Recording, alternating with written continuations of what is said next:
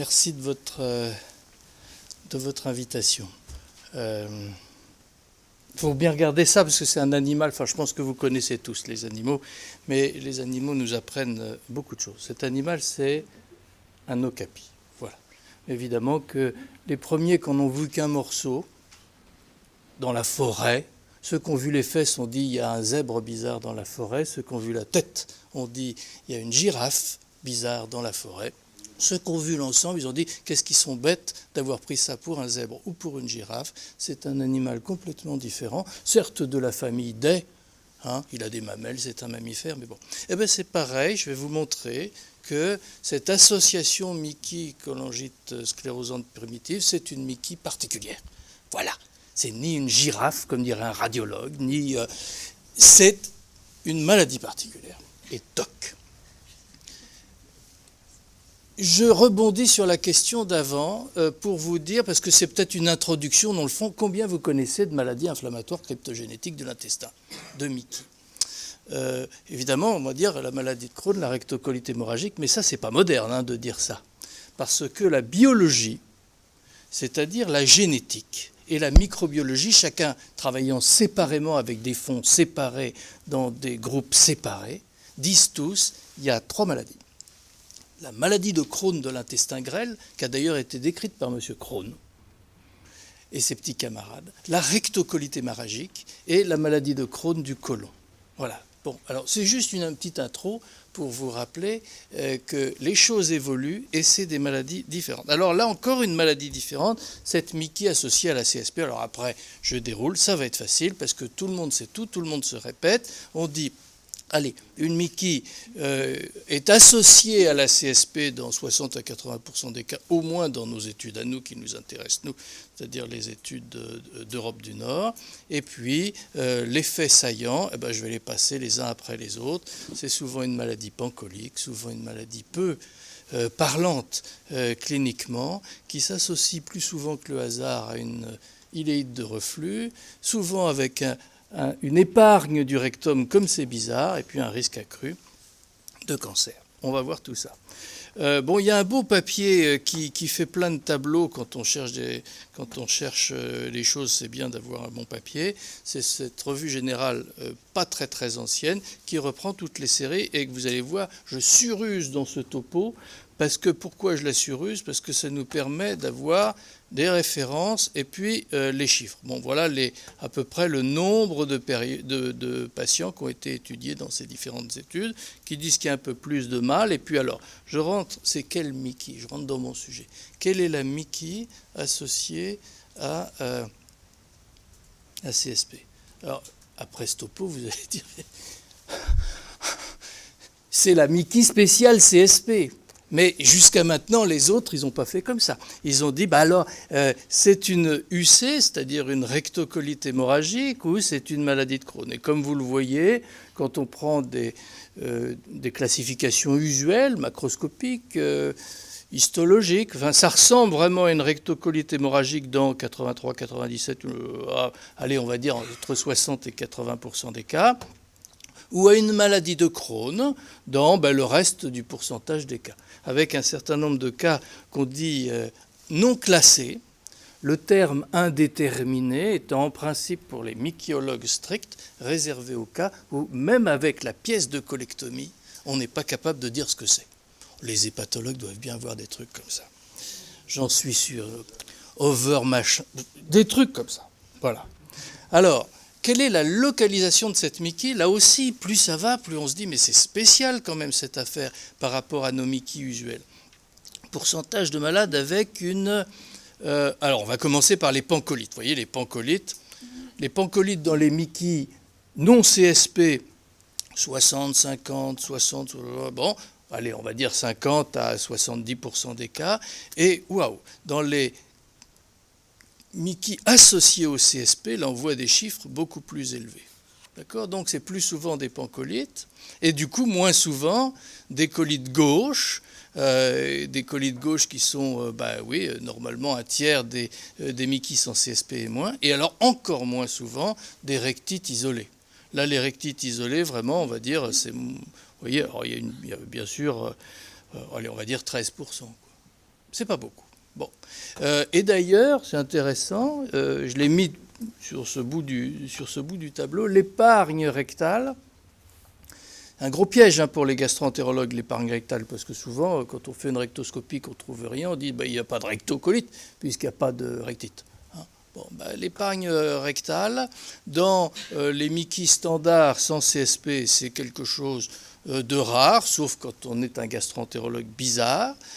Sinon, habituellement, c'est moins de 10%, alors que, comme vous le voyez, dans les Mickey associés au CSP, c'est pas si rare. Alors tout de suite, un commentaire, évidemment. Qu'est-ce que c'est qu'une épargne rectale ?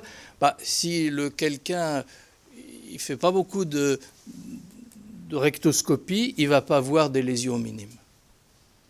Et il va avoir besoin de la biopsie. Les lésions minimes, qui sont quand même le témoin d'une inflammation du rectum, c'est la disparition de la trame vasculaire. Souvent, ce sont des maladies qui ne sont pas ulcérées, ils ne sont pas hémorragiques. Ils sont les deux autres critères qu'on juge quand on cherche à évaluer la gravité d'une rectite, mais quand même, il y a des disparitions de la trame vasculaire. Cela dit, allez, il y en a vraiment, il n'y a rien du tout dans le rectum. D'où l'importance, quand on fait une coloscopie pour rechercher une Mickey associée à une CSP, de faire des biopsies systématiques, non pas parce que les gastros sont nuls, mais parce que les anapathes sont très bons. Où est-ce que la maladie de Crohn, elle est souvent colique, allez, on va dire 50-50, 50% des cas purement coliques, 50% des cas iléocoliques, mais alors exceptionnellement, du coup ça permet de publier, vous voyez, 3 cas publiés en 2016. Exceptionnellement iléal pur. Et pour publier, il faut quand même vraiment prouver que le côlon n'avait rien du tout avec des biopsies nombreuses. Iléon. L'iléon a l'air d'être bizarre dans cette maladie très particulière. Ça, c'est des choses qu'on voyait souvent. Il y a quelques années avant d'opérer les rectocolites hémorragiques, c'était le lavement baryté. Évidemment, maintenant, on n'en fait plus. Et quand on faisait ces lavements barytés, on voyait des choses qu'il faut toujours imaginer avec notre morphologie nouvelle, c'est-à-dire la tubulisation du côlon, la teinte pancolique et le reflux dans la dernière anse quand on fait un lavement. Et donc l'iléite de reflux, ça c'est une valvule pour hépatologue, vous voyez. Je vous explique. D'abord, on vous a raccourci le côlon parce que c'est difficile. Donc vous êtes à 45 cm, il vous reste environ 70 cm pour tenter de franchir la valvule. Et l'anesthésiste n'a rien fait, mais la valvule est ouverte. Bon, alors, allez. Alors, on a 45 minutes, c'est bon. Et vous passez cette valvule béante et vous vous retrouvez dans un iléon. C'est marrant, c'est pas normal. Puis on cherche nos mots. On cherche nos mots pour décrire le pas normal. Ou l'histologiste, il va dire c'est enflammé. Mais c'est vrai que dans le fond, peut-être le relief, peut-être la couleur, c'est pas ulcéré, mais il y a une iléite. Voilà. Alors cette backwash iléitis, iléite de reflux, elle est présente, comme vous le voyez, en moyenne dans 16% de cette Mickey associée à la cholangite sclérosante. Si je reste, tant qu'à faire, terminons avec l'iléon, là. Si je reste dans l'iléon, l'une des particularités de cet iléon, c'est si on retire le côlon et qu'on s'en sert pour faire un réservoir d'anastomose iléo-anale, cet iléon va s'enflammer plus souvent que si on a pris de l'iléon de Mickey non CSP. Voilà des études. Alors, c'est écrit tout petit, c'est illisible, mais je me rappelle Christophe Pénat, il y a 25 ans, avait fait une étude comme ça, et ça continue, ça se répète dans la littérature. Le pourcentage cumulé de développer une pouchite aiguë, une inflammation du réservoir, est plus élevé dans le temps chez les malades qui ont l'association par rapport aux malades qui n'ont qu'une rectocolite hémorragique. Alors vous allez dire, c'est terrible, et c'est d'ailleurs ce qu'avait dit Christophe Pénat à cette époque.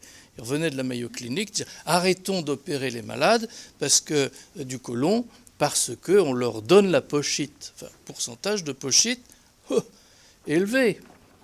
D'accord. À un moment donné, on est coincé quand même. Il faut faire cette opération parce qu'il faut prévenir ou traiter le cancer du côlon. D'accord.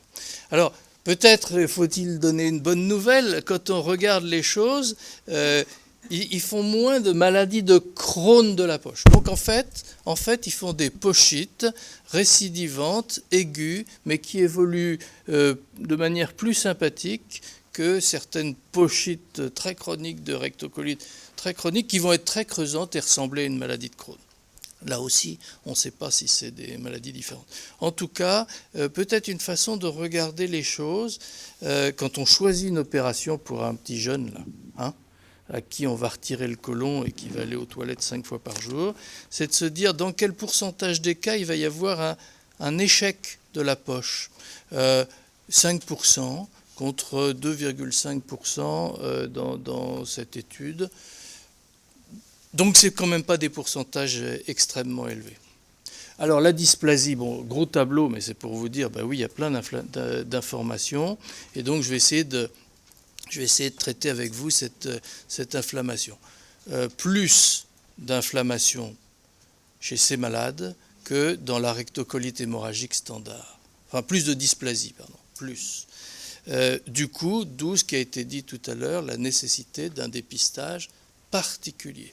Où va survenir la dysplasie et le cancer? Alors là aussi, il faut que l'endoscopiste soit au courant, parce que s'il fait ça comme dans une rectocolite hémorragique standard, dans la rectocolite hémorragique standard, les cancers du côlon sont plutôt des cancers distaux, alors que l'atteinte proximale est beaucoup plus fréquente, le côlon droit, dans la rectocolite, enfin dans les MICI associés à la CSP. Donc c'est là où il faut être concentré, c'est là où il faut faire beaucoup de biopsies, c'est là où on est embêté parce qu'il y a de la bile, parce que c'est un peu jaunasse, parce que quand on lave de la bile, ça mousse et que ça reste sale, parce qu'on n'a pas envie de rajouter du bleu alors que c'est déjà jaune. J'en vois qui ont déjà fait ça dans leur vie, quoi. Et qu'on a envie de dire, oh ben comme il y a de l'inflammation, j'ai pas fait de biopsie. Parce qu'après tout, c'est pas mon fils... il a l'âge de mes enfants, mais vous voyez ce que je veux dire? Il faut être très motivé. Là. Ils font le cancer du côlon droit. Certes, on est content comme tout, on a atteint la valvule. Et bien là, on biopsie le côlon droit plein, à la recherche de cette dysplasie. Alors, la cancérogénèse est particulière. Hein. Donc là, c'est pub pour l'article de Laurent Baugerie qui a fait la revue générale sur les processus de dégénérescence dans ces colites associés au MICI, très différents, et avec notamment des mutations génétiques qui surviennent très tôt dans le processus de cancérogénèse et partout. Alors ça, c'est probablement un grand sujet de recherche pour tout le monde là ici. Maladie rare. C'est-à-dire que quand on regarde les mutations qui s'accumulent dans le côlon, ça c'est un papier qui a quelques années maintenant, on s'aperçoit que c'est une cancérogénèse de terrain, c'est-à-dire il y a plein d'endroits qui sont mutés et à haut risque de faire le cancer un jour. Donc là, il faut qu'on continue à chercher, on ne sait pas pourquoi ils font ça, mais on sait qu'ils vont le faire. Et les recommandations, vous voyez les chiffres, hein, j'ai repris encore une étude, ulcérative colitis, rectocolite plus cholangite sclérosante par rapport à ulcérative colitis toute seule, risque de développer une dysplasie, des lésions synchrones, etc. Tout ça énormément plus fréquent au cours de la CSP, d'où la recommandation de faire une coloscopie annuelle dès le diagnostic. Toutes les sociétés recommandent ça. Toutes. Avec une chromo-endoscopie. Alors là, déjà, les sociétés s'effondrent un petit peu. Conseillées, parce qu'il faut évidemment que les gastroentérologues sachent la faire. Et on sait bien que c'est difficile, ça prend du temps, on est gêné par la bile qui est souvent dans ces côlons, c'est pas si simple. Et puis alors, est-ce qu'il faut faire des biopsies ciblées ou des biopsies systématiques? Alors vous avez bien vu, c'est-à-dire de plus en plus, maintenant on est en train de dire que dans la rectocolite hémorragique ou dans la maladie de Crohn, on est très fort maintenant, on sait voir le cancer. Grâce à nos nouveaux appareils qui grossissent plus, avec une haute définition et l'expérience qu'on peut avoir de mettre du bleu ou de l'indigo-carmin de temps en temps. C'est vrai, mais pas dans la cholangite sclérosante. Pas dans la cholangite sclérosante. Donc les recommandations continuent à dire, avec un niveau de preuve qui est très bas, hein, c'est des recommandations de groupes d'experts, mais d'experts qui perdent des jeunes malades, quoi. Donc c'est forte recommandation avec bas niveau de preuve, biopsie systématique. Bien sûr que si on voit un cancer, il faut le biopsier, biopsie ciblée. Mais si on ne voit rien, biopsie systématique, notamment dans le côlon droit. Donc, c'est une maladie. Alors, quelle est cette maladie et pourquoi je pense, comme plein de gens, je n'ai rien inventé, que c'est une maladie? Quand on regarde les papiers récents, c'est exactement la même chose que dans nos Mickey, où je vous dis maintenant, on isole la rectocolite et la maladie de Crohn qui ressemble à la rectocolite qui atteint que le côlon. Et bien là, quand les généticiens ils se mettent derrière des cholangites sclérosantes, enfin, ils regardent tout, ils disent clairement, ce n'est pas les mêmes facteurs de risque génétiques qui expliquent chacune de ces maladies. Il y a des choses croisées, mais le hasard est dépassé et clairement, ils nous disent, ça ressemble à une maladie unique qui est génétiquement distincte des Mickey classiques. Ah, ça c'est intéressant. Moi, je suis plutôt microbiote, mais c'est la même chose, le même message. C'est-à-dire que quand on regarde les études, et ça sort, ça fait 3 guts cette année, enfin en 12 mois. Oui, il suffit d'avoir de la crotte quelque part, et puis un biologiste moléculaire, et puis on publie. On publie ce qu'on ne connaissait pas. C'est-à-dire que, tiens, c'est bizarre. Alors ce qui est intéressant après, c'est écrit tout petit, mais voilà, LC control, les sujets sains, ceux qui ont la cholangite sclérosante tout seul, ceux qui ont la cholangite sclérosante plus une rectocolite ou une maladie de Crohn, et puis on compare ça. Encore une fois, il suffit d'avoir de la crotte et un chercheur, et on compare ça à la rectocolite hémorragique et la maladie de Crohn, et on dit c'est différent. Alors le problème, comment on fait pour publier? Il suffit de dire, premier papier c'est différent, deuxième papier c'est pareil, troisième papier c'est différent, enfin c'est comme ça qu'on fait. On introduit une controverse. En fait, tout dépend de quelles lunettes on met. C'est-à-dire, on a tellement d'outils pour décrire le microbiote.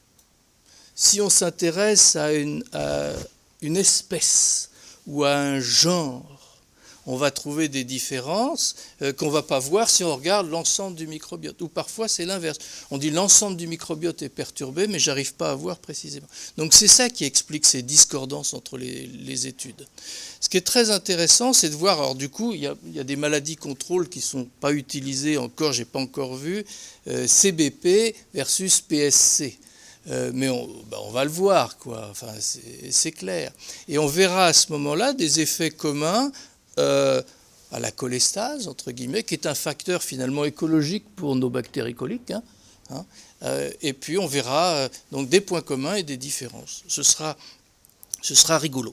En tout cas, aujourd'hui, il est déjà clair qu'il y a des choses qui ressortent de manière significative dans ce sous-groupe particulier de malades.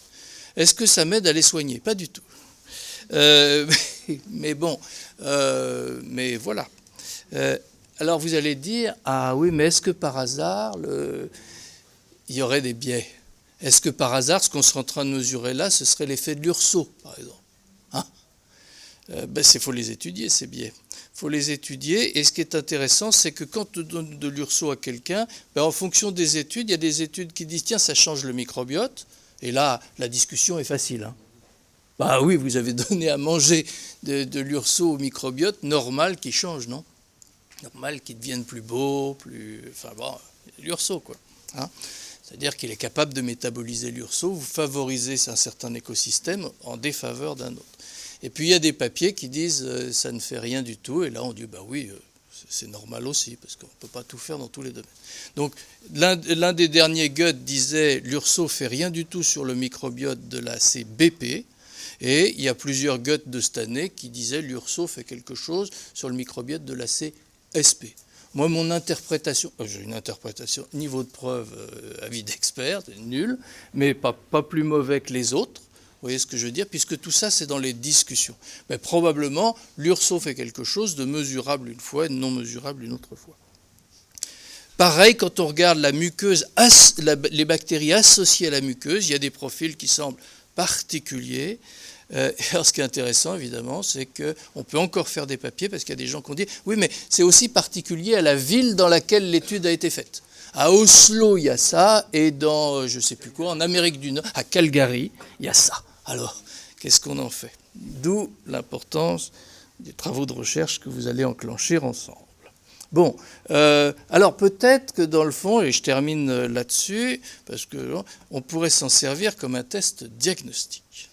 Ah, vous voyez, hein, une courbe ROC d'un profil microbien obtenu dans les selles de sujets, alors des rectocolites, des sujets contrôle, des cholangites sclérosantes, et là, finalement, il y a des choses, vous voyez, qui sont plus fréquentes dans la cholangite sclérosante que chez les sujets contrôle, la comparaison est là, et puis qui essaye de faire la différence entre cholangite sclérosante associée à la rectocolite et rectocolite sans cholangite.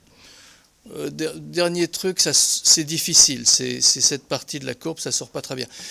Mais voilà, on pourrait en faire un test, par exemple pour les pédiatres, pour savoir s'il faut faire la colo. On la fait toujours. Bonne réponse. Voilà. Enfin, vous voyez, peut-être que dans le futur, on va évoluer comme ça, en ayant des éléments. Finalement, le microbiote, c'est un témoin d'écologie. C'est comme les abeilles. Ouh là là, il n'y a pas beaucoup d'abeilles, ça doit être pollué. Ouh là là, il y a tel profil microbien. Ça pourrait être un terrain à faire une coloscopie, enfin à suspecter une Mickey et à faire une coloscopie. Voilà comment va évoluer la recherche je pense, dans les années qui viennent. Donc, en conclusion, ce sont des maladies rares. C'est une maladie particulière, cette CSP associée, cette Mickey associée à la CSP, vraiment cliniquement très particulière, génétiquement différente, écologiquement différente. C'est grave, ça donne le cancer. Il faut suivre des recommandations qui sont difficiles à suivre. 1, pour les malades. 2, du coup, pour les docteurs. Il faut donc il faut beaucoup de courage, mais voilà. Et probablement, il faut aussi les traiter différemment. Et ça, j'en sais rien du tout. Je ne sais pas comment les soigner. C'est-à-dire que vous voyez bien qu'à chaque fois qu'il y a un nouveau médicament, on se dit, je vais faire une publication dès que j'aurai traité 2 malades avec, je ne sais pas, un inhibiteur de JAK, enfin, je ne sais pas ce qui va sortir, mais bon, mais ça, c'est des paillettes, c'est rien. Quelle est la réflexion biologique derrière tout ça pour dire qu'il faudrait traiter ces malades comme ça? Donc aujourd'hui, on les traite avec de l'urso, pas trop d'urso. Des fois que trop d'urso, ça donne le cancer du côlon. Enfin, je pense que plus personne donne beaucoup d'acide urso désoxycholique. On en donne des inférieurs ou égal à 25 mg par kilo, quoi. 20, hein. Bon, voilà. J'ai terminé. Merci.